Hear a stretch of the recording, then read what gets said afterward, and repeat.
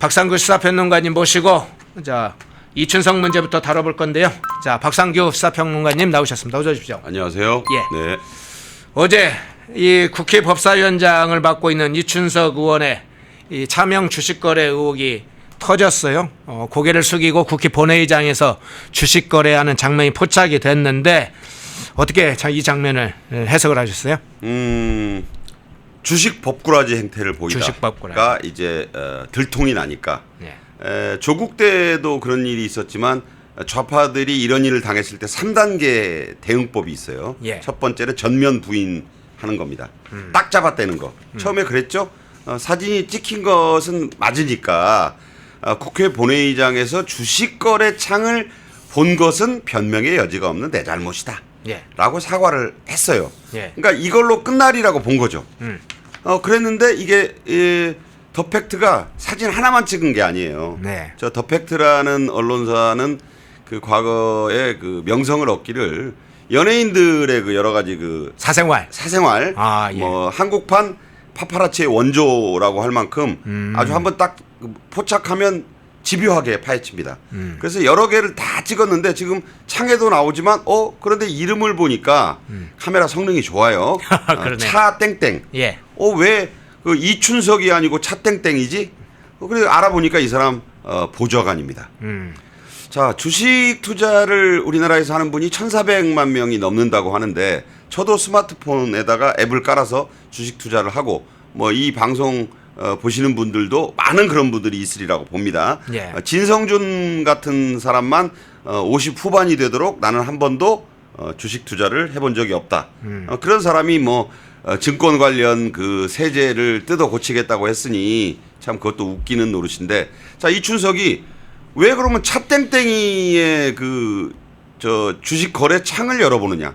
그것도 웃기잖아요. 그러니까 거기를 또 뭐라고 둘러댔냐면 전면 부인 단계입니다. 국회 본회의장에 들어가는데 보좌관 핸드폰을 잘못 들고 들어갔다. 그랬죠. 그 참호 보좌관도 그때 의원님이 서둘러 들어가시는 바람에 내 폰을 갖고 들어가셨어요. 여기까지는 입이 딱딱 맞아요.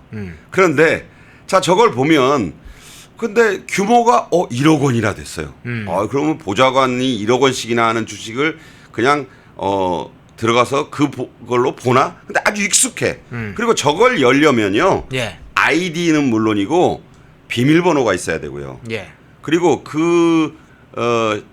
신분 인증 절차도 거쳐야 돼요. 요새는 까다로워가지고 그걸 어떻게 하고 다 들어가서 이렇게 마음대로 봅니까? 보기만 하는 줄 알았더니 거래를 해요. 주문을 넣습니다. 그래가지고 네이버를 5주씩 분할 매수를 하는 장면이 딱딱 걸렸어요. 아니 남의 그것도 보좌관이라지만 어떻게 그 보좌관 주식을 자기 마음대로 주식 주문을 넣습니까? 거래를 했다는 얘기가 되잖아요. 그렇죠. 그러니까 2단계로 넘어갑니다. 예. 이게 전면 부인해서는 안 되겠구나. 꼬리를 자릅니다. 이거는 보좌관 거야. 그래서 사람들이 다 웃었죠. 아니 부부 사이에도 부모 자식 간에도 주식창 저렇게 못해요. 핸드폰을 잠깐 바꿔 들어가게 되면은 그냥 볼 수는 있죠. 근데 저런 식으로 보진 않아요. 그러니까 두 번째 단계 꼬리 자르기 단계로 갔어요. 예. 그러니까 이게 이제 여론이 자꾸 악화되니까 정청래가 칼을 꺼내듭니다. 예. 야, 물러나야 되겠다. 그래가지고 9시 30분에 전격 자진 탈당 속보가 뜹니다. 예. 그러면서 법사위원장 사표까지 같이 내는 거예요. 그러면서 무소속으로 갔어요. 이게 김남국 때처럼 지금은 이제 전 법사위원장. 이게 무슨 얘기냐? 야, 사태가 보통 심각한 게 아니야. 지금 진성준이가 건드려놔가지고 지금 개미들이 난리인데 너까지 이러면 이거 뭐 코스피 3천 달성에 5천 공약을 지금 내세우는 거의 유일하다시피 한 이재명 정권의 공약인데 네가 다 망가뜨리게 생겼어. 네. 네가 좀 책임을 져야 되겠다. 전라도 말로는 책임을 하라 그래요. 그래서 사선의 법사위원장인데 그 법사위원장 사임 그거 받고 네. 또 탈당도 했어요. 그러니까 이게 나름 배려를 한 거예요. 왜 그러냐? 민주당의 법사위원장 신분으로 조사받으면 안 된다 이거예요. 수사받으면. 그러니까 너는 전직으로 가고 아예 이제 언론에다 그렇게 주문하겠죠. 무소속 이춘석 의원으로 오늘부터 써달라고 할 거예요. 그러겠네요. 법적 관계가 달라졌잖아요. 예. 민주당 소속이 아니다. 다 그렇게 됩니다. 예. 그리고 이제 이게 3단계 만약에 끌어안고 있었으면 어떤 3단계로 가느냐 덮어 씌우기를 합니다.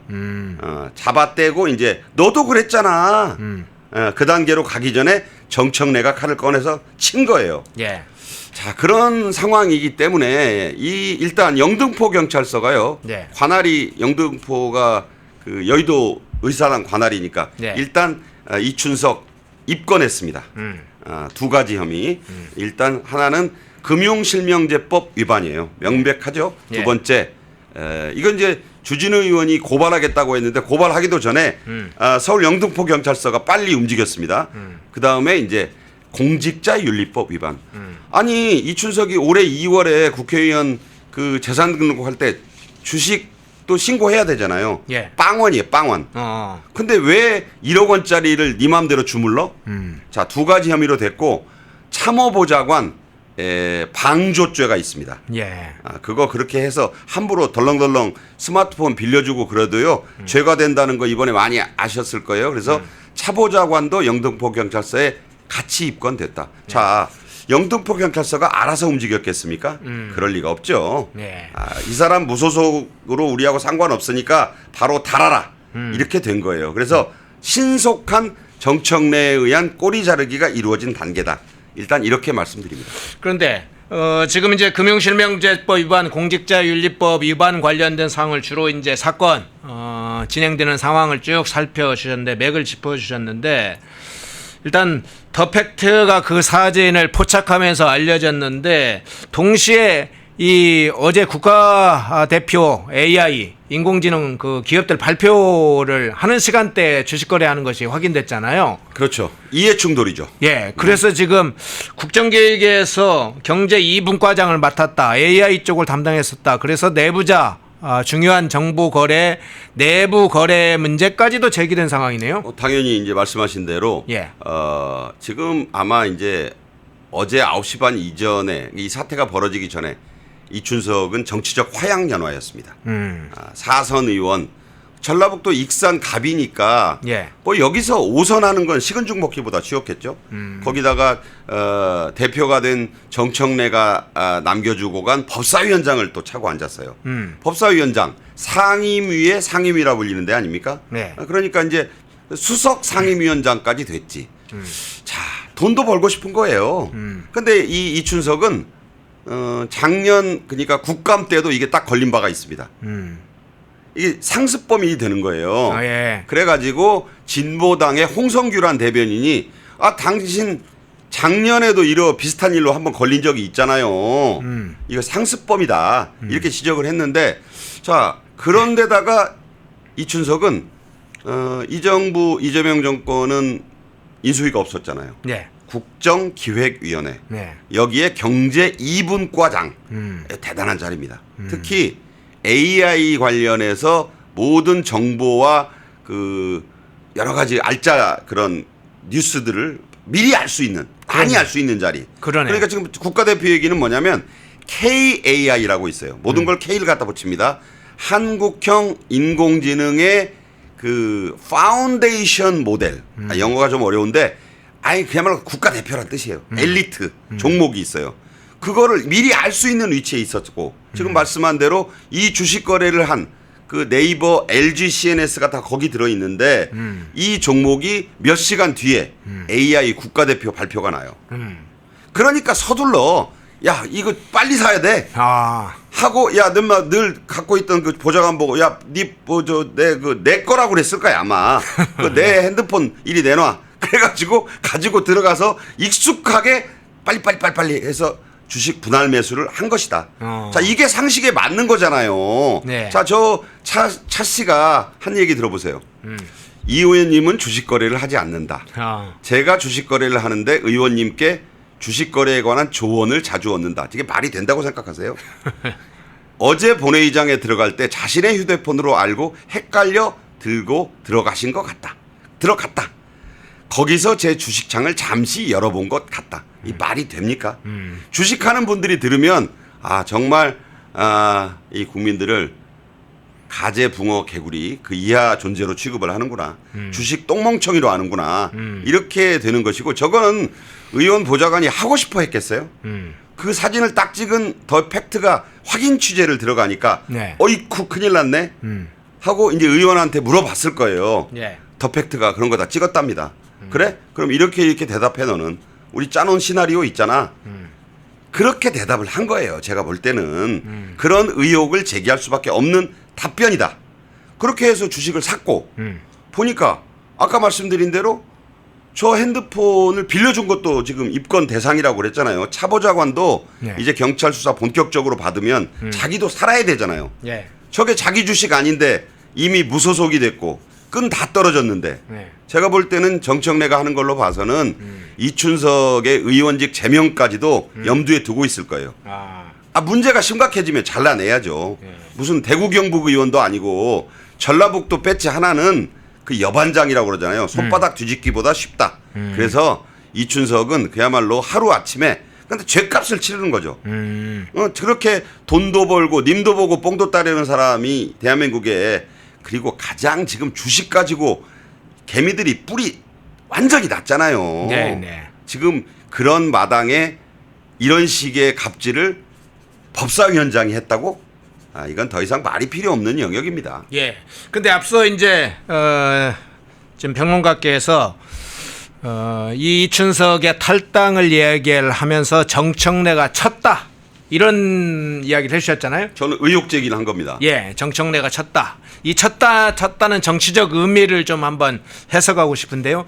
기존의 정청래의 행보를 보면 강선우 당시의 장관 후보자, 여가부 장관 후보자의 보좌관 갑질 문제가 터지고 이후에 자진 사퇴 과정 또는 자진 사퇴 이후에 당대표가 된 이후에 일선까지 보면 야, 이건 동료들은 우리가 보호해야지 하는 식으로 해왔단 말이에요, 정청래가.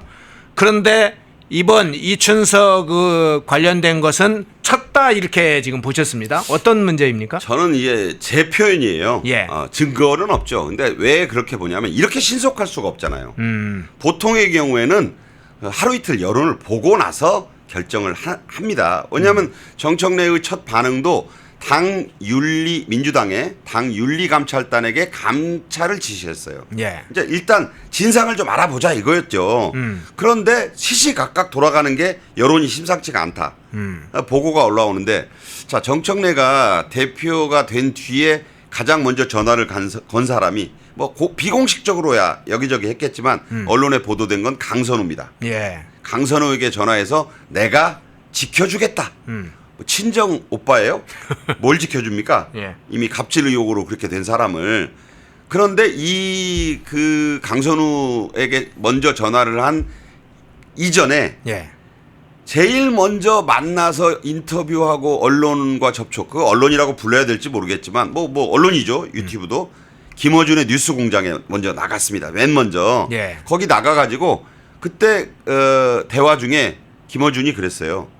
아니 강선우는 뭐 잘못도 내가 보기에는 없는 것 같은데 네. 그렇게 그 꼴을 당했다. 그러니까 정청래가 아주 격하게 수긍을 했습니다.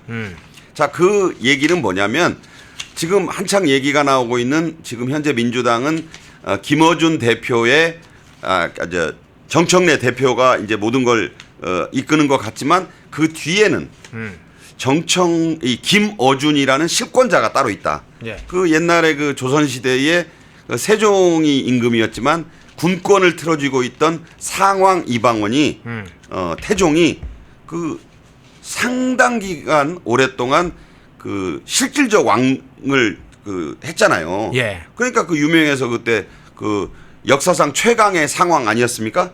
그런 점에서 보면 지금 이 정청래는 김어준 방송에 가장 먼저 나가고 강선우를 적극 감싸고 했는데 이춘석은 자기 후임자잖아요. 예. 그리고 이춘석의 정치적인 여러 가지 성향을 보면 친명입니다. 친명. 친명이라는 건 뭐냐면 대통령의 사람인지는 몰라도 내 사람은 아니라고 판단한 거라고 저는 봐요. 그러니까 거기서 이제 선이 정치적인 라인이 갈라지는 건가요? 그러니까 이제 이춘석을 굳이 내가 끝까지 감쌀 이유가 있어? 이거 지금 내가 지금 그 대표가 돼가지고 여러 가지 개혁 조치들을 과감히 취해 나가는데 지금 사실 이재명과 간극이 좀 있어요. 왜냐하면 자 어제 방송법이 맨 먼저 통과됐잖아요. 그렇죠. 방송관계법은 앞으로도 두 법이 남아 있지만 이재명이 시간 좀 두고 하자고 얘기한 거예요. 노란봉투법은 반대로 빨리 하라 그랬어요. 근데 정청래 어떻게 했습니까? 180도 반대로 처리하고 있잖아요. 아, 순서를 바꿨네요. 완벽하게 바꾼 거죠. 예. 그거는 보기에 따라서는 이 당은 앞으로 내가 알아서 하고 대통령님은 그 트럼프와의 그 관세 안보 협상이나 외치에 신경 쓰시죠. 이런 메시지로도 읽을 수가 있어요. 대놓고 항명한 건 아니지만 누가 보기에도 분명히 순서를 정해서 1번, 2번을 줬는데 정청래는 반대로 했다고요. 자, 그런 점에서 이춘석은 말씀드렸잖아요. 전라북도 옛날에 일이라고 부르던 익산 지역구 의원이라 저기 문제가 생겨서 자르고 이미 무소속이 됐지만 물론 뭐 이런 사람들도 있어요. 무소속이 되었다 슬그머니 복당한 사람들 많다. 예. 또 그렇게 하려는 거 아니냐. 뭐 여러 가지 카드가 있겠지만 이춘석은 별로 자기 입장에서 꼭 지켜야 될 그런 인물은 아니라고 판단했을 수 있다는 거죠. 더 이게 그 처음에는 종기 정도인데 예. 이 무릎까지 올라와서 다리를 잘라낼 수는 없다. 이런 판단을 저렇게 빨리 할 수 있습니까? 저게 문제가 일어난 지 8시간 만이에요. 과거 민주당이 내 편이면 무조건 감싸고 봤다는 점에서 비춰보면은 빛의 속도라고 저는 생각을 합니다. 예. 그러니까 무소속이 됐어요, 이제. 그거는 그만큼 이 사람을 이제 전당대회 과정도 그렇고 과거의 뿌리를 볼 때 완벽한 내 편이라고 보기는 어렵다는 정청래의 정치적인 계산 이것도 작용했다. 제 생각입니다. 예. 영등포 경찰서에 입건된 상태잖아요. 이 사건 일단 공직 바로 입건됐어요. 예, 입건이 됐는데 차보좌관도 입건됐고. 이춘석의 입장에서는 영등포 경찰서에서 조사받는 것보다는 자기 주거지에서 조사받는 게 좋겠다고 생각할 텐데 네. 익산으로 끌고 가는 거 아닙니까? 그분 아니, 어떻게 돼요? 자, 지금 여당 이 민주당이 하려면 뭔들 못하겠습니까? 그거 안 되죠. 왜냐하면 예. 발생지가 어디입니까? 여의도 국회의사당 본회의장이에요. 예. 거기서 행위를 저질렀잖아요. 근데 그걸 왜 일이 익산이죠 지금은. 예. 익산으로 갖고 갑니까? 그거는 익산에서도 싫어할 일이고요. 익산 예. 경찰들 예. 머리 아픕니다. 예. 그래서 그럴 일은 벌어지지 않을 것이다. 제가 보기에는 이춘석에게는 그냥 정청래의 이제 처분만 기다리는. 그러니까 이제 무소속으로 의원 배지를 지켰는데 이게 어떻게 될지는 아무도 모르겠어요. 지금 이 파장이 어디까지 튈지. 그러니까 한마디로 정청래가 이 칼을 들어 쳤다는 표현은 그렇게 빨리 정리를 안 하잖아요. 지금까지 뭐 민주당이 그 자기 편을 강선우 정리하는데 얼마나 걸렸어요. 강선우보다도 정치적으로는 사선의 국회 법제사법위원장이라고요. 예. 그런데 8시간 만에 그것도 더 팩트에 사진 나온 지 8시간 만에 무소속을 만들어버린다? 저는 전례 없이 빠른 속도다. 이렇게 생각합니다. 예. 그런데 그간에 우리가 이제 국회 본회의나 상임위에서 거래를 하는 이 상황에서 가장 상징적인 인물이 김남국이었습니다. 코인 거래. 근데 그걸 지금 능가하는 상황이 이번에 됐어요. 김남국을 절대 두둔하고 싶은 생각은 전혀 없는데 예. 김남국은요. 예. 지명이잖아요. 지 핸드폰이었고 예. 그리고 급하면 그래도 최소한의 염치는 있었어요. 예. 화장실에 갔다 그러잖아요. 그렇게 상임위원장에서 하다가 그러니까 뭐 잘했다는 게 아니라 그러니까 지 걸로 했고 자기 핸드폰으로 해서 암호화폐 거래를 했고 조금 눈치 보이니까 그 옆자리에 앉은 여당 의원들 눈치도 좀 보이니까 네. 화장실에도 가고 그랬어요. 네. 염치가 조금은 있었거든. 그런데 이춘석은 남의 핸드폰이잖아요. 보좌관 핸드폰이 그게 보좌관이 달라면 주고 야, 네 명의로 내가 돈도 자기 보고 했을지 모르지 수사해봐야 되지만 네. 저 폰은 누구가 샀는지 모르겠어요. 네. 야, 폰 하나 사가지고 네 명의로 개통하고 그 주식 앱 받아가지고 내가 따라락 해가지고 너 언제든지 내가 가서 열어볼 수 있게 해가지고 갖고 있어. 이렇게 됐다고 보는 게 상식적이잖아요. 그러면 주식 거래 갑질이에요 이게. 거기에 일단 딱 걸리게 되고 차명 계좌로 거래한 거니까 저건 명백한 금융 실명제법 위반이고 추진의 의원이 이미 딱딱딱 얘기했지 않습니까? 그리고 그다음 공직자윤리법 재산 신고 안 한 주식이 나온 거잖아요. 예. 자, 그다음에 또 있어요. 주진우 의원은 그 아까 얘기한 경제 2분과장으로서 그 AI 국가대표 종목을 알고 있을 개연성이 매우 지금 유력하게 정황이 나온 거잖아요. 예. 미공개 정보를 이용한 주식 거래. 이것도 불법입니다. 그 국정기획위원회에서 관련된 보고를 받았고 그 자료가 경제 2분과장에 전달이 됐다면 정보 거래가 실제로 딱 그 구체적인 혐의로 확인되겠네요. 수사관이 그 네. 개연성을 볼 거 아니에요. 네. 부인을 하겠죠, 물론. 네. 근데 AI 문제를 다루는 국정기획위원회 경제 2분과장이 발표나기 몇 시간 전에 관련 주식을 국회 본회의장에서 샀다? 관련이 없어요. 아, 예, 그러시군요. 관련이 없군요. 이게 맞아요? 아니라고요. 그리고 힘이 이미 떨어졌고 네. 끈이 떨어진 무소속 이춘석이기 때문에 단호하게 아마 추궁을 해서 정청래가 그런 표현 썼잖아요. 담요로 둘둘 말아라. 똘똘 말아가지고 네. 아마 구치소로 보내지 않을까. 커튼과 담요를 이용해서 뭐 법적으로 완벽하게 떨어지는 사안이에요. 그래서 네. 주진우 의원이 날 새면 고발하겠다고 했는데 주진우 의원보다 한 발 빠르게 정청래 측에서 영등포 경찰서에 전화를 했다. 예. 저는 그렇게 추측합니다. 어제 고발을 먼저 하신 분이 있긴 하더라고요. 김태우 전 강서구청장. 이 편한 마이크에도 나왔던 최고위원 후보로 지금 출마하고 그 수사관 출신이라 그런 건 빠를 거예요. 예, 빠르게 지금 고발은 해놓은 상태입니다. 그 어느 칼에 맞았는지는 지금 그러면 봐야 되겠는데 네. 영등포 경찰서가 그 바로 움직였다고 언론에 알릴 정도면 김태우 씨 고발 때문에 그랬다고 보기에는 물론 김태우 씨가 먼저 했을지 몰라도 더 빨리 수사에 들어갔다는 사실을 언론에 알렸다는 점은 정청래 쪽에서 사실상의 지시를 한 것이다. 이렇게 보는 것이 훨씬 사실에 부합하다고 저는 생각합니다. 예. 자, 이춘석 의원의 차명 주식 거래 문제가 워낙 큰 사건으로 지금 부각될 거고 이 사건이 여권 내부에 미칠 파장, 개인의 일탈, 불법 정도가 아니라 여권 내부의 권력 투쟁에 한 또 폭탄으로 작용할 것 같은 그런 장면까지 우리 박성기호 평론가께서 좀 분석을 해주셨는데요. 자, 다른 좀 중요한 사안들이 있어서 이 부분은 좀 다른 주제로 넘어가 보겠습니다.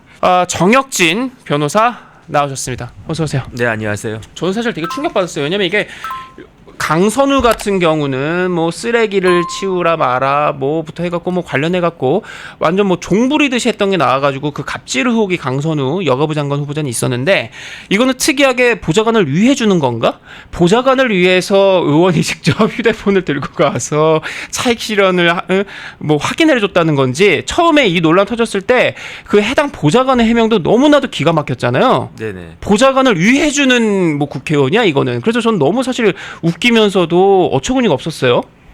글쎄요, 뭐 옛날에 경제 공동체라고 하는 개념이 이제 있었는데 네. 만들어졌었는데 이거는 경제 공동체를 넘어서 가지고 폰 공동체 아니냐 저는 그런 생각 들거든요. 왜냐하면 네. 이 제 핸드폰이 네. 저보다도 저를 더 잘 알아요. 왜냐하면 저는 이제 깜빡깜빡 한단 말이에요. 이제 나이 들어가지고. 그런데 핸드폰을 보면 내가 점심 때 뭐 먹었구나. 내가 어제 누구랑 만났거나 이런 것들이 다 드러나지 않습니까? 그렇죠. 그런데 이 핸드폰을 공유했다는 거 아니겠습니까? 그다음에 이제는 핸드폰 가지고 뭐까지 할 수 있는 그런 세상이냐. 은행 거래 당연히 할 수 있고요. 그다음에 이춘석 의원 보여줬듯이 증권 거래, 주식 거래까지 다 할 수 있고요. 그다음에 몇 천만 원도 보낼 수 있어요. 그다음에 몇 천만 원, 몇 억의 그 투자도 할 수 있는 그런 것들이 핸드폰인데 그런 다음에 아직 이제 김진기 기자는 결혼을 안 해서 잘 모를 텐데 네. 예를 들어서 결혼을 했단 말이에요. 네. 그런데 그 와이프 핸드폰 볼 수 있습니까? 와이프가 핸드폰 보여줍니까? 난리 나죠. 그럼 와이프 핸드폰 딱 보면 거기에 뭐가 나옵니까? 뭐 카톡 나올 거 아니에요. 그 카톡에 누구랑 무슨 이야기 했는지 그거 다 나올 수 있잖아요. 그렇죠, 그렇죠. 그거를 와이프는 안 보여줘요. 네. 와이프가 내 거는 봐도 그 남편이 그 와이프 그 핸드폰을 볼 수가 없어요. 뭐 연인 간에도 그렇고 부부 관계도 그렇고 서로의 그 파트너의 휴대폰을 들여다보는 건 정말 여러모로 민감한 이슈죠. 그런데 네. 지금 그 이춘석 의원이 그 보좌관 핸드폰으로 뭐 이런저런 것들을 했다라고 네. 했을 때 저는 처음에는 그 보좌관이 당연히 남성 보좌관일 거라고 생각을 했었어요. 뭐 그것도 말이 안 되는 건데 예컨대 제가 그러니까 참모 씨가 남자일 거다. 그렇죠. 네. 제가 만약에 예컨대 김진기 기자 보고 아유 그 김 기자 뭐 내가 밥 사주고 그럴 테니까 핸드폰 줘. 그다음에 그거 가지고 내가 은행 거래를 갖다 할게. 이렇게 하면 저한테 핸드폰을 빌려주겠습니까? 남자도 그거 안 한다고요. 그렇죠, 그렇죠. 그런데 제가 도대체 그 차모 씨가 누구지 해가지고 찾아봤더니 금방 들통이 났어요. 금방 찾을 수가 있었어요. 어떻게 찾을 수 있었느냐? 그 이춘석 의원이 이번이 처음이 아니에요. 이번이 두 번째 걸린 거거든요. 그래서 작년 10월에 그때는 이춘석 의원이 그 국토위 소속이었어요. 그 세종시에서 국토교통부 그 감사가 있었는데 국정감사가 있었는데 그때도 이거 핸드폰을 보고 있는 걸 딱 찍혔는데 봤더니 거기에 주식거래 화면이 딱 찍혀져 있는 거예요. 네네. 그런데 거기에 자세히 보면 뭐라고 나와 있느냐? 그 주식거래 계좌의 오너가 누구냐면 이춘석이 아니고 그 사람이에요? 차 XX로 딱 이름이 선명하게 나와 있었어요. 야. 그래서 만약에 그 작년에 네. 그 기자가 찍은 거 아니겠습니까? 그쵸. 그런데 그때는 설마 진짜 우리나라에 그 다른 사람의 핸드폰 가지고 다른 사람 명의를 빌려서 주식 투자한 사람이 몇 명이나 되겠습니까? 그러니까 그때는 그냥 아유 그 국회의원이 그 국정감사장에 가가지고 그냥 아유 그 집중을 안 하고 국정감사에 집중 안 하고 그냥 이것저것 그거 보는데 아, 저 사람 주식하나 보다. 그런데 어떻게 저걸 보고 있느냐? 기자들이 그 정도만 생각하고 놓쳤었던 건데 지금 와가지고 다 자세히 봤더니 그 계좌도 그 차 보좌관 계좌였던 거죠.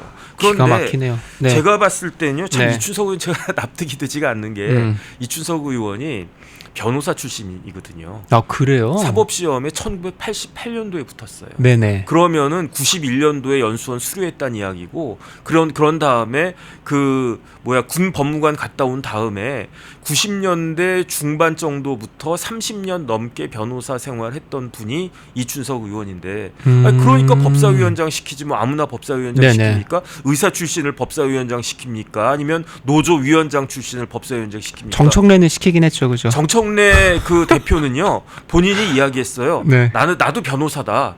만주 변호사다 그랬었거든요. 그러니까 넓게 보면은 정청래 대표도 법조인이야. 네네. 아니, 만주 변호사라고 본인이 이야기를 했으니까 네. 만주 변호사 여러 명 있습니다.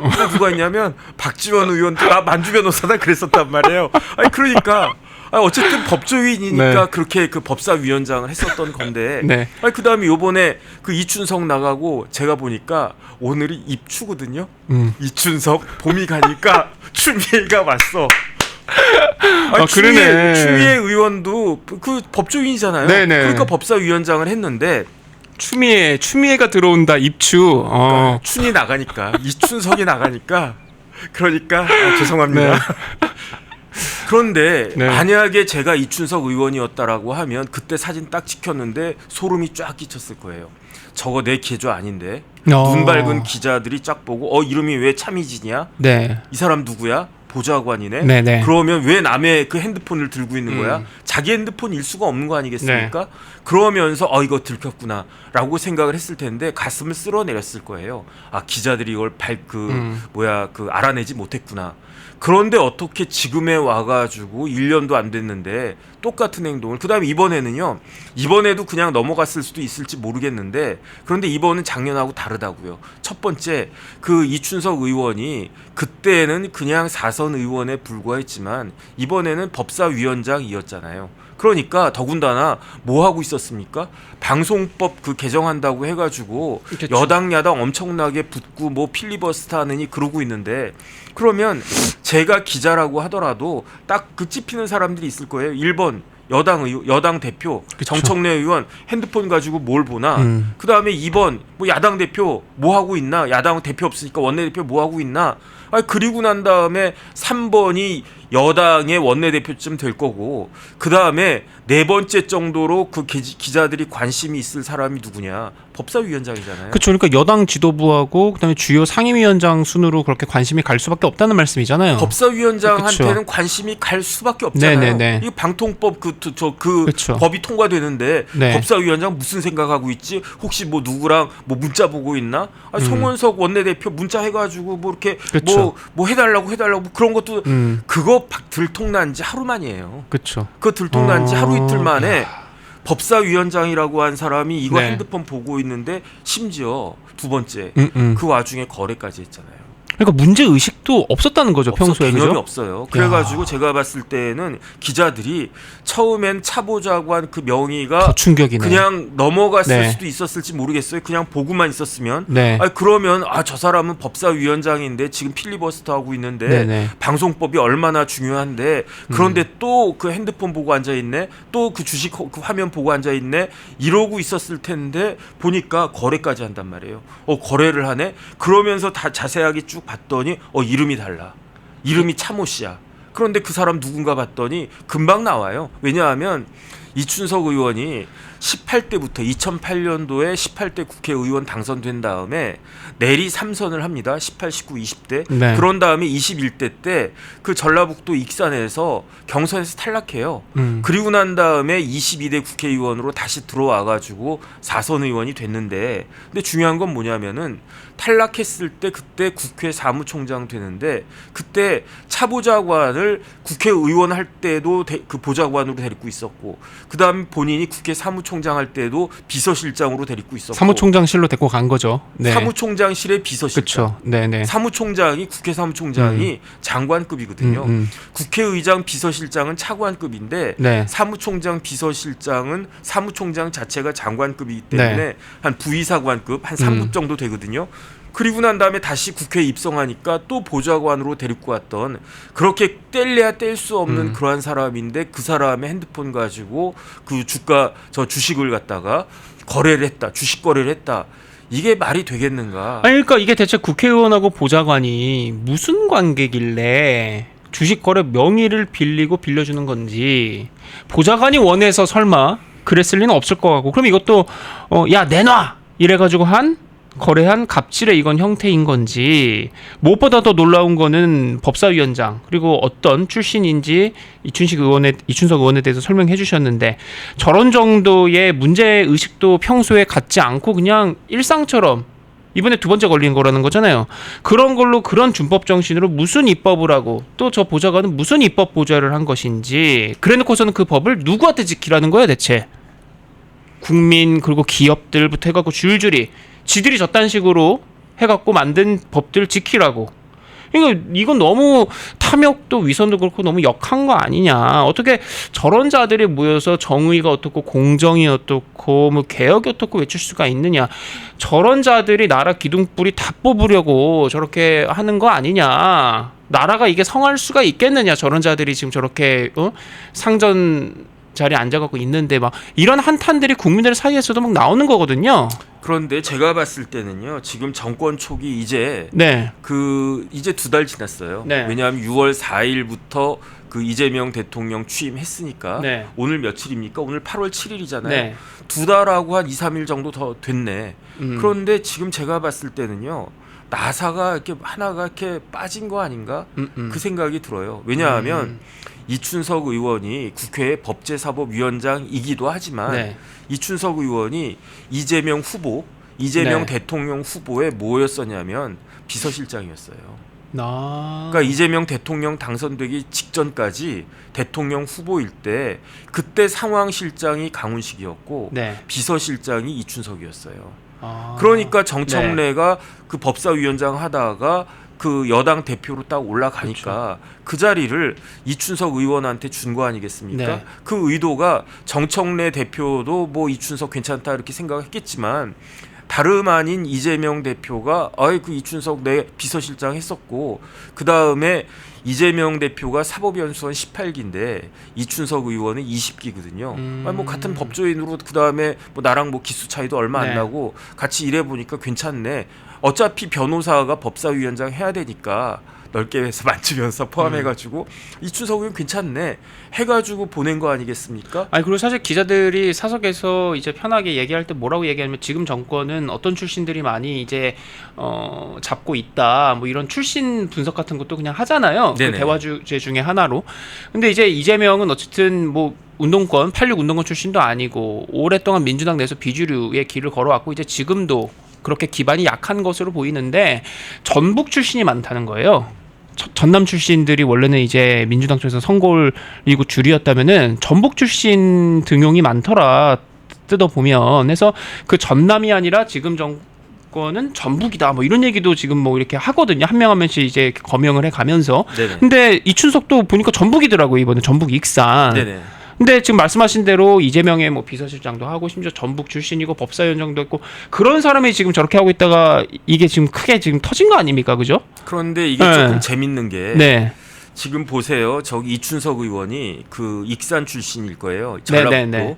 그다음에 뭐 어디 출신인지는 모르겠는데 음. 고등학교는 익산의 명문 남성고등학교를 나왔어요. 네. 그런 다음에 한양대 법대 졸업하고 사법시험에 붙었는데 사법시험에 붙은 해가 88년이란 말이에요. 네. 그러면 80년대에 이춘석 의원이 63년생이니까 몇 학번인지는 모르겠는데 한 82학번쯤 될 거란 말이에요. 근데 제가 봤을 때 그 호남 출신의 이춘석 의원이 한양대 들어가서 뭐 했겠습니까? 고시 공부했다는 거잖아요. 네. 그러니까 88년에 붙었다는 거 아니겠습니까?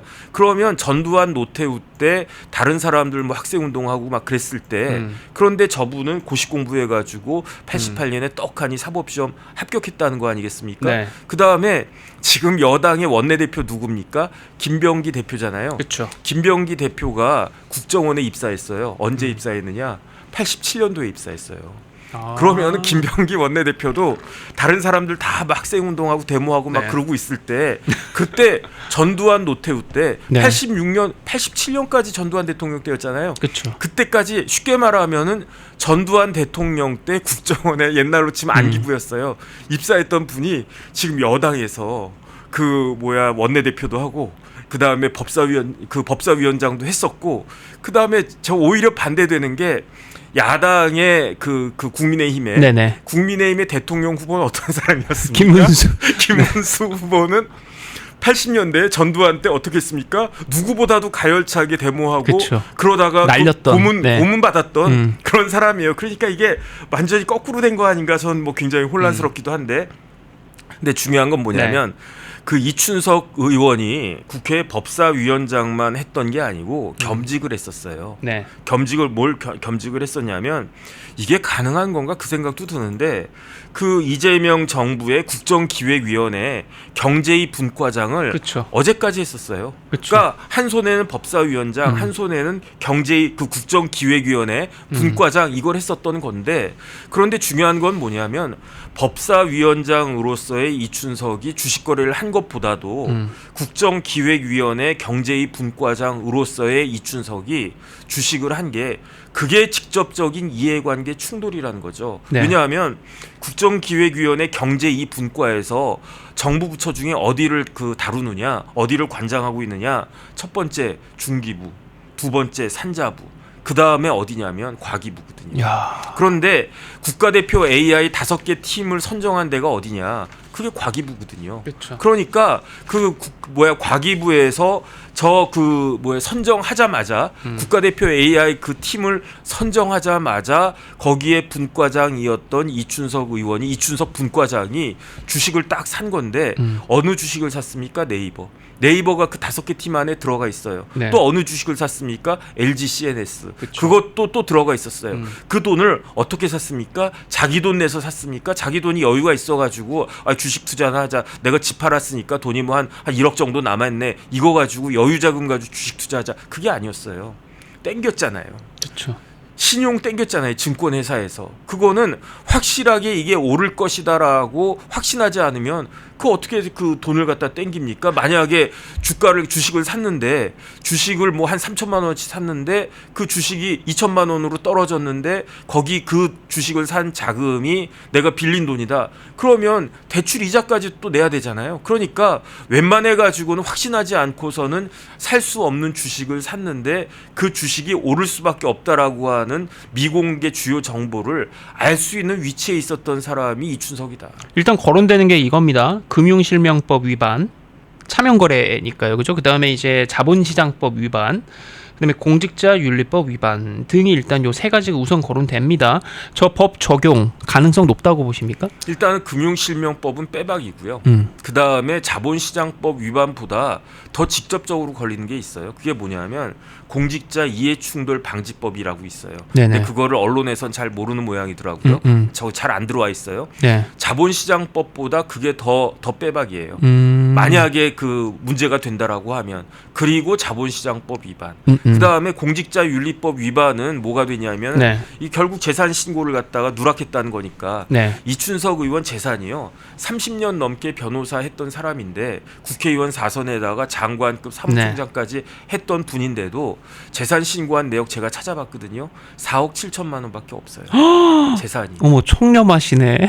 그런데 너무 청렴하죠. 주식은 1억이 있었다는 이야기예요. 그렇죠. 그러니까 엊그저께 종가로 제가 짝 계산을 네. 해봤거든요. 네네. 그 주식 평가액이 9,751만 2,600원이었어요. 네. 근데 어제 종가 제가 확인 안 해서 그거보다 떨어졌을 것 같은데 신고한 재산은 4.7억인데 네. 그런데 그 뒤로 이렇게 그 본인의 그 주식으로 그 평가될 수 있는 그 금액은 1억 가까운 돈이 있다는 이야기예요. 그러니까 20% 넘는 돈을 숨겼다는 이야기 아니겠습니까? 그러니까 저게 공직자윤리법을 위반한 거고 만약에 지난 총선 때도 이게 네. 이러한 그 주식 재산을 그 숨겼다라고 하면 그거는 공직선거법 위반도 되는데 그런데 공직선거법 위반죄는 공소시효가 이제 지나가 버렸으니까 그걸로 처벌할 수는 없지만 엄격하게 따지면 공직선거법 위반도 된다는 거죠.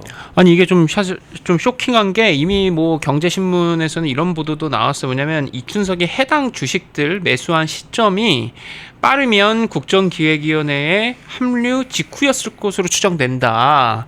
해가지고 이제 말씀하신 대로 과기정통부가 국가대표 AI 프로젝트에 참여할 기업으로 5곳을 선정해서 발표를 했고 이제 그날 거래를 했던 거잖아요. 네이버, LG 그다음에 지금 보시는 것처럼 네, 이렇게 차명 계좌 거래를 했는데 지금 뭐 저런 식으로 막 호가도 막 확인하고 있고요. 지금 사진 좀 띄워주시겠어요 하나하나? 저기 뭐 호가도 확인하고 있어요. 막 시시각각. 네이버 그리고 여러분 보십시오. 저 네이버 저 위에 융자정정 보이세요? 융자정정. 융자 내서 주문했던 걸 정정한다는 의미거든요. 그러니까 증권사에서는 일부 증권사에서는 돈을 빌려서까지 투자하고 있다는 의미가 되는 겁니다. 융자정정. 네이버 융자정정도예요. 그다음에 저건 이제 카카오페이입니다. 카카오. 네, 네이버, LG CNS, 카카오페이, 네이버 자가신규, 자기신규, 그다음에 융자정정. 융자정정. 저게 이제 아까 말씀하신 그거죠? 네네. 빚까지 땡겨갖고 샀는데 저게 여간 확실하지 않으면 저 짓을 하겠느냐는 거잖아요. 근데 솔직히 말씀드리면 저는 핸드폰으로 주식 거래를 안 하거든요. 네. 왜냐하면 제가 주식 갖고 있는 거였는데 저는 한 반 토막 났어도 고마울 것 같은데 한 3분의 1 토막 났어요. 네. 그래가지고 에이 모르겠다. 내가 살아있는 동안에 본전 찾으면 다행이다. 네. 그 생각을 하고 있어서 네네. 관심을 끄고 있어가지고 그래서 저거는 제가 뭔지는 잘 모르겠는데 주식 잘 아는 사람들 이야기를 쭉 들어보니까 네. 그때 이춘석 의원이 가지고 있는 종목이 3가지인데 첫 번째 네이버, 두 번째가 LG CNS, 네. 세 번째가 카카오페이인데 저도 이거 들은 겁니다. 확실하진 않은데 네이버하고 LG CNS는 돈 빌려가지고 투자를 한 거고 카카오페이는 본인이 가지고 있었던 돈으로 그러니까 빌린 돈이 아니라 자기 돈으로 투자한 것 같다. 그 이야기를 갖다가 하던데 네네. 어쨌든 그 제가 그거까지는 그 네. 확인을 해봤었어요. 어떻게 확인을 했었냐면은 6월 4일자 기준으로 6월 4일에 이재명 정권이 시작했으니까 네. 네이버가 그때 18만 5천 원이었습니다. 네. 그런데 엊그저께 종가 기준으로 23만 2천 원으로 확 올라갔어요. 그 다음에 카카오페이는 3만 7천 원짜리가 6만 2천 원으로 거의 2배 가까이 뛰었어요.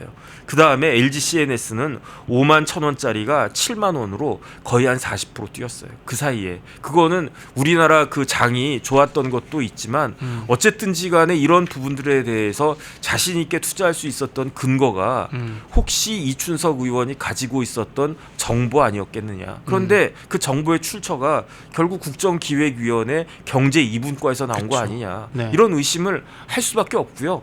그 다음에 아까 이제 김진기 기자도 그랬지만 많은 사람들이 특검 하는데 저는 특검 필요 없다고 생각해요. 특검도 필요 없다. 뭐 어디서 하면 되느냐? 그 남부지검에 증권범죄 합수단이거든요. 거기에다가 맡기고 마음대로 해라. 아무 눈치도 보지 말고 니네 마음대로.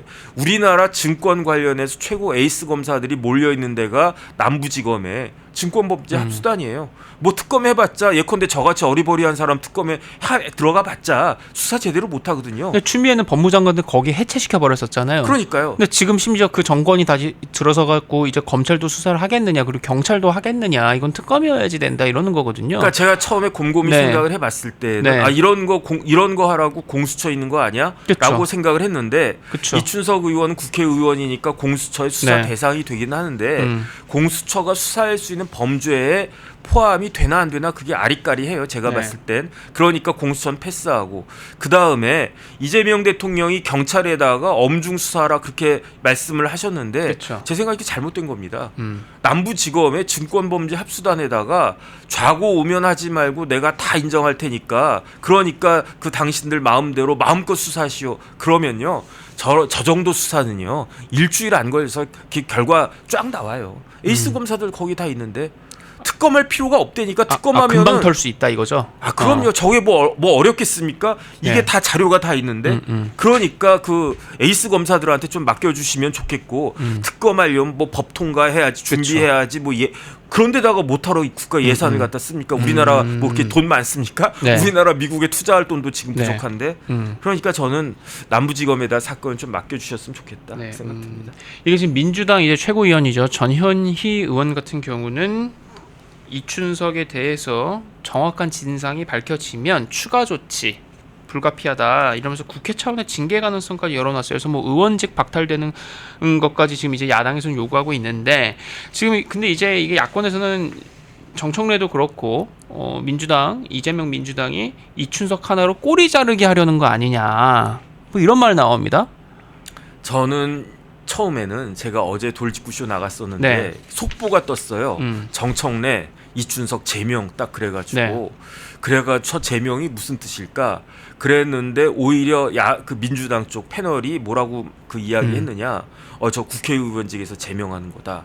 그렇게 이야기를 에이, 했었어요. 네네. 그래가지고 그때 있었던 앵커 패널들이 다 그 말을 믿었었어요.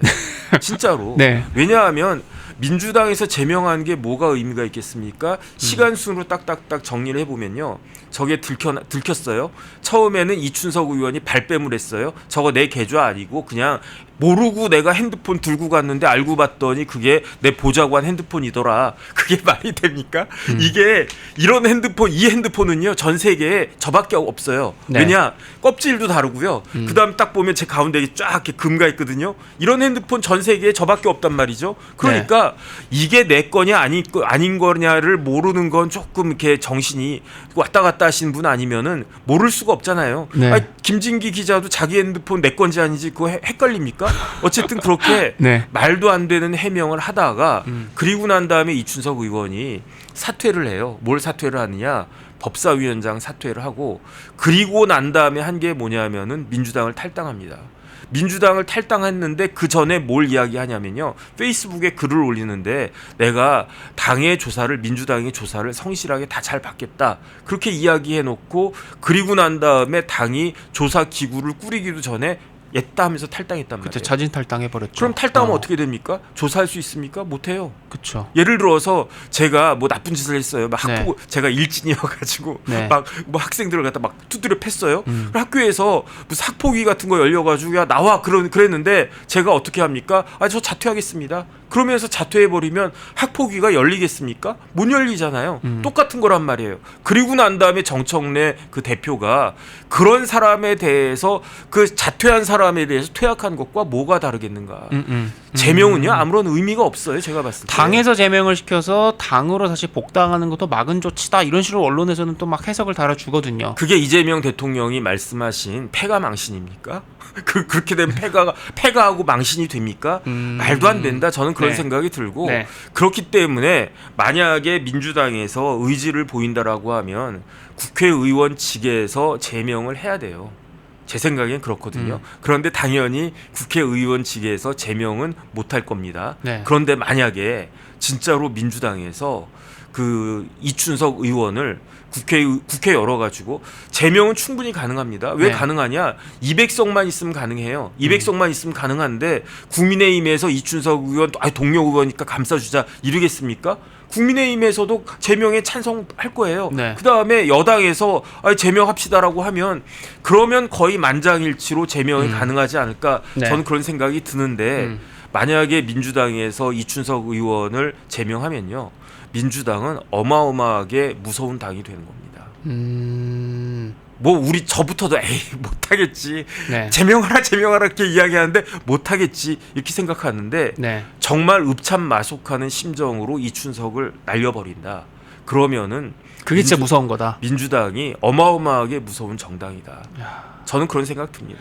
지금 이제 이춘석뿐만이 아니라 바로 그 이춘석에게 명의를 그럼 빌려준 거 아니냐 하는 이춘석의 보좌관 차모 씨에 대해서 정치권의 설왕설래도 이어집니다. 지금 이제 이 사람에 대해서 전해지기로는 전북대를 나와서 지금 제 노트북 화면 띄울 수 있나요? 이춘석 프로필이에요. 이거 같이 보실까요? 이춘석 이 사람이 이제 63년생이고 황등국민학교 중학교, 남성고등학교 이거 다 이제 전북 익산이죠. 그다음에 한양대학교 법학과 나와서 원광대학교도 전북에 있죠, 여러분. 그죠? 그 원광대학교에서 석박사, 박사는 수료고 해가지고 쭉 이 지역에서 이 지역 학교에서 나온 사람으로 여기서 이제 정치운동도 한 겁니다. 그래서 이제 30회 사법 40패스 했고 군산 익산에서 시민사회 활동했고 그리고 이재명하고 그러면 이때부터 이어진 게 아닌가. 제17대 대선 때 대통합민주신당 정동영 후보의 중앙선대위. 네, 이재명도 이때 그 정동영 쪽에 있었다는 거잖아요. 그래서 그런 식으로 또 여기에서도 겹치고 그러면서 쭉 민주당에서 전라북도당 위원장도 하고 해가지고 이 원내 지도부에도 들어갔던 사무총장도 했던 뭐 이런 사람입니다. 그리고 바로 이 사람을 계속 데리고 다녔던 심지어 자기가 전직 의원들에게 주는 이 좋은 자리가 바로 사무총장, 국회 사무총장 자리입니다. 이 제34대 국회 사무총장 자리를 했는데 이때 이 국회 사무총장실에 데려가기도 했던 사람이 바로 이번에 주식 명의 빌려준 차모 씨입니다. 이 차모 씨도 역시 전북대 나왔고 민주당 전북도당 이 뭐 총무국장도 지낸 걸로 그렇게 나오고 그리고 전북도청 서울사무소 팀장 대외협력국 팀장 하면서 전북 지역 다수와 잘 알고 지냈던 그래서 전북 지역의 여러 의원과도 인맥이 깊은데 지금 이 사람이 단순하게 이춘석의 보좌관이 아니라 이 지역 전북 지역 이 민주당의 이 전북 지역의 정치 자금 이권 관리 이런 흐름도 잘 아는 사람일 것이다. 그래서 전직 보좌진들 증언에 따르면 이 사람이 이런 것과도 다 줄줄이 엮여있는 사람이어서 수사 포인트가 이춘석 혼자만의 문제가 아니라 이 차모 씨의 휴대전화 포렌식하고 금융통화기록 등의 분석이 뒤따르고 그러면은 이게 만약에 특검까지 이루어진다면 민주당 전북 지역의 정치 인맥, 정치 자금의 관행 이런 전모가 탄로날 수도 있을 거다라고 하는 이런 카더라, 찌라시가 어제 여의도에 돌았습니다. 혹시 그거 보셨어요? 아니요. 뭐 그것까진 보진 네. 않았고요. 그 다음에 저는 다른 걸 뭐 그 글쎄 잘 모르겠어요. 근데 제가 확인한 바로는 차씨 관련된 기사가 많이 나와 있어요. 왜 많이 나와 있었느냐? 네. 특히 전북 도민일보인가요? 그 네. 신문을 제가 확인을 했더니 네. 그때 전북 도민일보에서 어떤 기사가 나왔었느냐? 우리 전라북도 출신이 국회에 많이 진출했다. 대표적인 사람이 누구냐? 국회 사무총장 장관급으로 갔던 네. 국회의 모든 일을 다 관장하는 자리가 사무총장 아닙니까? 거기에 자랑스러운 이춘석 전 의원이 사무총장 되셨고 그다음에 누구누구도 그 국회의원 말고 국회 사무처 같은데 많은 사람들이 사람들이 포진했다. 뭐 전라북도 화이팅. 뭐 이런 그 기사가 쭉 나왔었는데 그 중에 대표적인 사람이 그 차 씨였어요. 아, 거론되는 사람이군요. 그러니까요. 네. 거기 이제 거기 그 사무총장 비서실장으로 급수까지 3급으로 정확하게 나와 있었고 그다음에 그 프로필도 뭐 전주에 그 기전여고 나와가지고 전북대 뭐 조경학과 나오고 전북대에서 행정학 석사도 하고 그래서 그 다음에 그 국회하고 지방자치단체 전라북도하고 사이에 굉장히 일을 똘똘하게 잘하고 과교 역할을 잘하는 사람이 저 차 씨였다. 그렇게 딱 나와 있는데 근데 저는 납득이 되지가 않는 게 그 정도로 영향력이 있는 사람이라고 하면 아무리 자기가 모시던 국회의원이 차보좌관 일 좀 와봐. 그러면서 핸드폰 좀 줘봐봐. 아니면 핸드폰 따로 하나만 개통해줘. 왜요? 그러면 이걸 내가 좀 거래 좀 하게, 증권 거래 좀 하게. 그러면은 제대로 된 보좌관이라고 하면 정색하고, 그거 어떻게 그렇게 합니까? 그렇죠. 그 다음에 만약에 이게 주식 거래가 성공했으니까 망정이지. 이게 빵꾸가 나면 결국은 나중에 의원님이 이거 당신 명의로 되어 있는 거니까 당신이 다 뒤집었어. 예컨대 한 5천만 원을 빌렸단 말이에요. 그 계좌 통해서 빌렸을 거 아니에요. 그랬는데 깡통 계좌가 됐다. 상장 폐지가 됐다. 그럼 차보좌관 보고 이거 네 명의로 된 거잖아. 네가 빌려준 거잖아. 네가 다 뒤집었어. 이렇게 하면 어떻게 됩니까? 그러니까 그렇죠. 네. 그런 위험성도 있고 하니까 그러니까 의원님 저는 그렇게 할 수 없습니다라고 이야기를 하든지 그다음에 더 중요한 건요. 그러다가 발각되면 이런 일이 벌어지지 않겠습니까? 그렇게 하진 않으신 게 좋겠습니다. 그다음에 저는 진짜 납득이 되지가 않는 게 예컨대 이춘석 의원이 변호사 해가지고 돈을 많이 벌어서 재산이 최소한 100억대 정도는 돼요. 네. 그 다음에 주식을 하는 게 너무 재밌고 그 소질에도 맞아. 그래가지고 주식 거래를 한 10억대, 20억대 네. 이 정도 했다라고 하면은 이렇게 차명 거래할 필요성이 있을 것 같은데 제가 찾아보니까 집도 익산에 있는 집이 한 1억 3천만 원짜리 그 정도밖에 안 되더라고요. 네. 그러니까 전 재산 해봤자 4억 7천만 원밖에 안 되는 그런 분이 주식을 한 1억 정도 가지고 있다고 해가지고 누가 뭐라고 그럽니까? 그래봤자 그 재산 포함시켜봤자 4억 7천에서 1억 더 해봤자 5억 7천밖에 안 돼요. 근데 왜 저러는 걸까요? 그럼 왜 그럽니까? 그러니까 더 이상하다는 느낌이 드는 거지. 저게 대체 그러면 어떤 정치 자금인가? 자기들이 저수지로 쓰는 거를 저런 식으로 굴리나 싶은 그러니까 이런 생각까지도 들고. 불법 정보를 이용해가지고 하는 거니까 재발이 저려서 그런 건가? 그러니까 아까 지난달 10월에도 저짓하다가 한번 걸린 적이 이춘석이 있다 그랬는데 그때 작년 작년 10월에 네네. 그때 국토위였다는 거잖아요. 네네. 근데 지금 공교롭게 전북 지역하고 해갖고 다 또 엮이는 게 김윤덕 지금 국토부 장관도 전북 출신, 전북대 나왔다면서요. 네네. 전북 출신이고. 네네.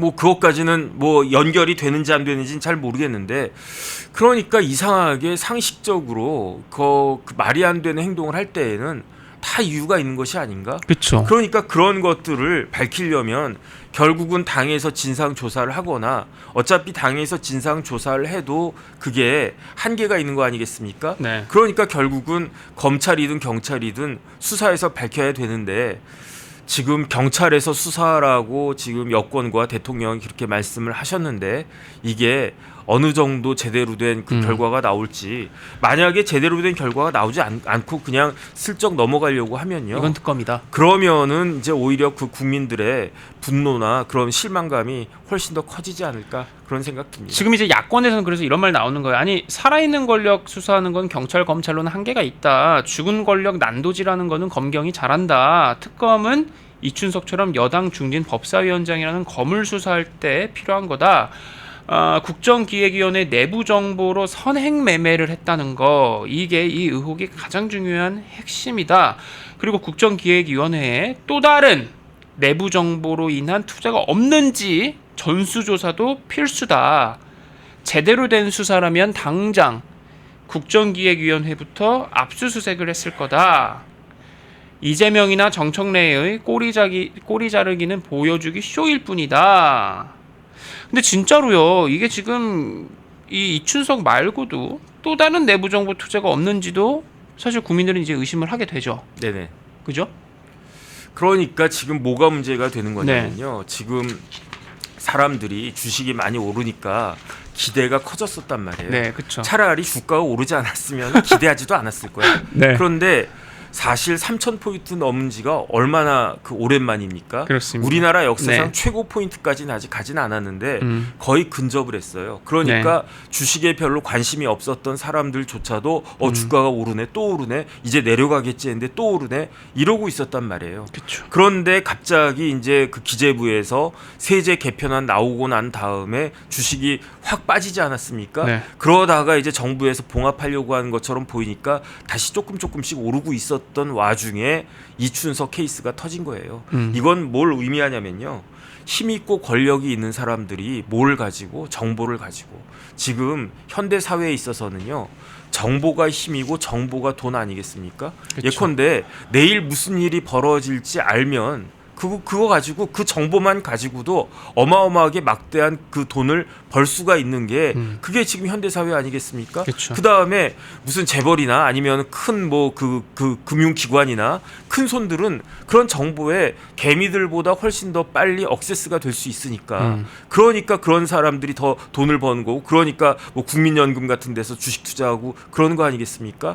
그런데 지금은 이 사태는 그냥 간단하게 넘어갈 수 있는 게 아니고 지금 정부의 핵심 인사가 자기가 가지고 있는 정보를 가지고 다른 사람의 계좌를 이용해서 다른 사람의 핸드폰을 이용해 가지고 주식 거래를 하다가 딱 걸린 거예요. 그러면 국장을 대한민국 주식시장을 믿기 어렵다라고 하는 그런 이야기 되는 거 아니겠습니까? 그러니까 혹시나인데 역시나 그러면서 그 개미들이 다 어디로 갑니까? 다 미장으로 가는 거예요. 그쵸. 국장보다는 미장이 훨씬 더 그 깨끗하고 그렇게 미장에서 미국 시장에서 주식 가지고 이런 장난을 갖다 쳤다. 예컨대 생각해 보세요. 미국의 공화당에 아주 핵심적인 그런 국회의원이 핵심적인 포스트에 있는 사람이 주식 거래하다가 자기 정보 가지고 주식 거래하다가 딱 들통났다.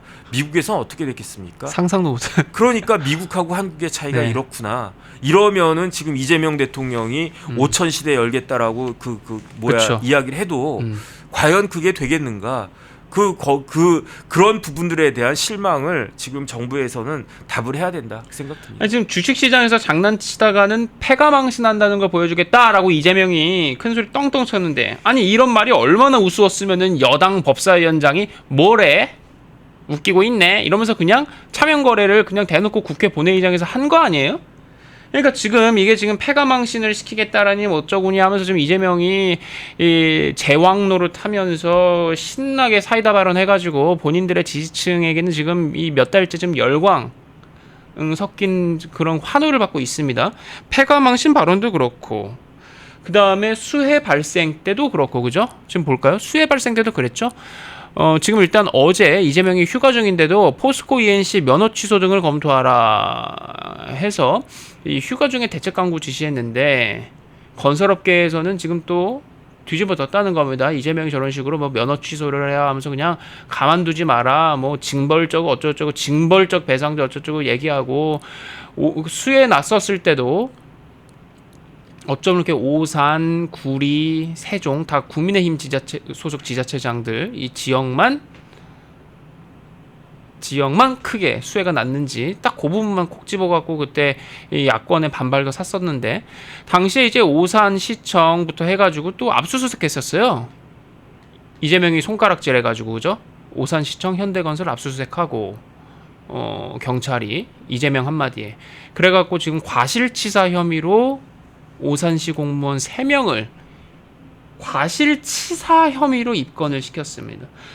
주식시장 패가망신했는데 여당 법사위원장이 개소리 안 해 이러면서 그냥 자기 막 거래하다가 지금 걸려서 뒤집어졌죠.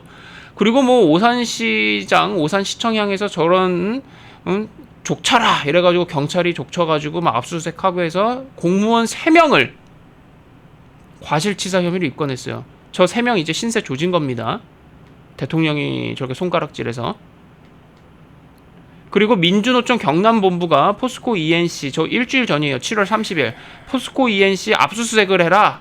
구속시켜라. 민주노총이 저렇게 하니까 대통령이 한솔 제지 때도 그렇고 저 포스코 ENC도 그렇고 지금 계속 저렇게 사이다 발언하는 겁니다. 아니 산재 뭐 이런 얘기한 거예요. 이재명이 어제 멘트를 제가 읽어드릴게요.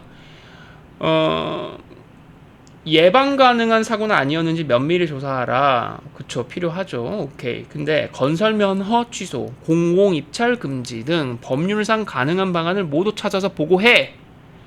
그리고 이런 산업재해가 반복되지 않게 징벌적 배상제 등 가능한 추가 제재 방안도 내놔, 갖고 와봐 라고 지시한 거예요. 산재가 발생한 거 정말 안타까운 그 마음 무엇보다 큽니다. 지금 뭐 그런 거에 대해서 없는, 그런 마음 없는 그 인간이 있겠습니까? 근데 이재명 대통령이 저렇게 지난달 29일에 생중계로 포스코 ENC를 국무회의에서 콕 집어서 질타했는데 고작 6일 만에 또 산재가 벌어진 겁니다. 그러면 이거는 거기 경영주가, 공장장이 악한 사람이어서 그런 걸까요? 형사처벌이 능사인 걸까요? 지금 저렇게 이재명이 계속해서 콕 집어가지고 사이다 발언을 막 내놓으니까 지금 이제 연합뉴스 통신사에서는 저렇게 콕콕 집어서 현미경 질타를 대통령께서 하셨다, 뭐 이러고 있습니다. 뭐 소비 쿠폰에서도 뭐 색깔 다르게 해서 차별을 했는데 이거 제정신이냐 뭐 이랬다고 하죠. 그리고 뭐 외국인 노동자 제철소 사고부터 해가지고 뭐 각성 효과를 대통령이 저렇게 콕콕 집어서 현미경 질타해서 각성 효과가 나고 있다, 관가에서 모범 사례는 칭찬도 해주신다 이러고 있단 말이죠. 이런 사이다 발언, 대통령의 사이다 발언 어떻게 보죠? 적절하냐? 얘기가 나오죠. 일단 건설업계에서는 초긴장하고 있고, 그리고 모 논설, 모 일간지에서는 형사처벌이 능사가 아니다 지금 이러면서 또 우려의 목소리도 내고 있고 이러고 있는데, 또 법조인으로서 여러 또 사건도 수임하시면서 지켜보셨을 텐데 이런 대통령, 저 법조인 출신 대통령이 저러는 거 어떻게 보세요? 글쎄요, 이제 결과로 보여주는 거예요. 제가 봤을 때는 그게 효과가 있을 수도 있고 네. 없을 수도 있고 그런 거 아닌가, 저는 개인적으로 그런 생각을 하는데 네. 그런데 제가 우려하는 바는 뭐냐면 대통령이 만기 칠람하면 안 돼요.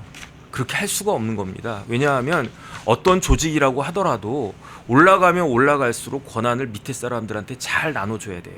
그래서 인사가 중요한 거거든요. 예컨대 제가 드디어 이제 임원이 됐어요. 회사 다닐 때.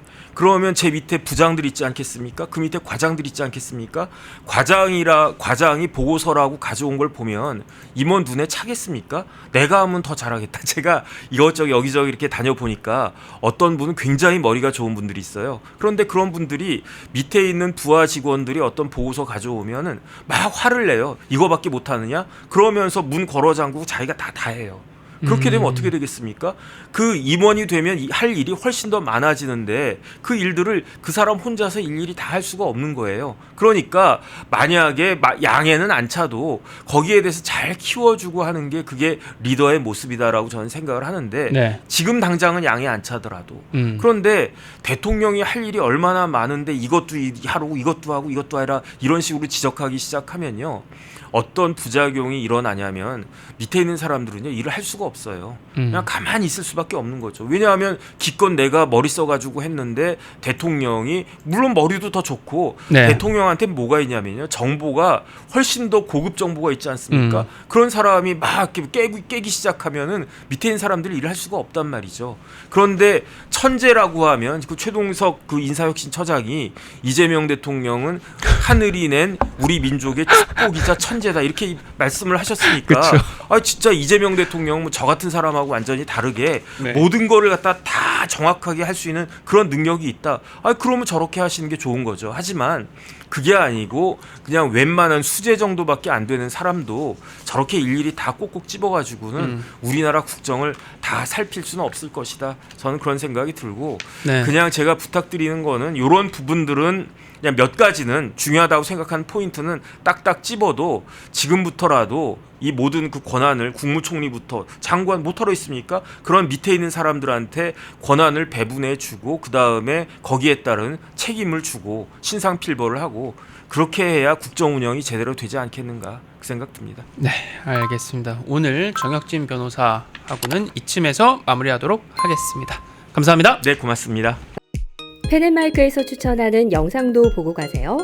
다른 영상도 즐기시려면 구독 버튼을 꼭 눌러주세요.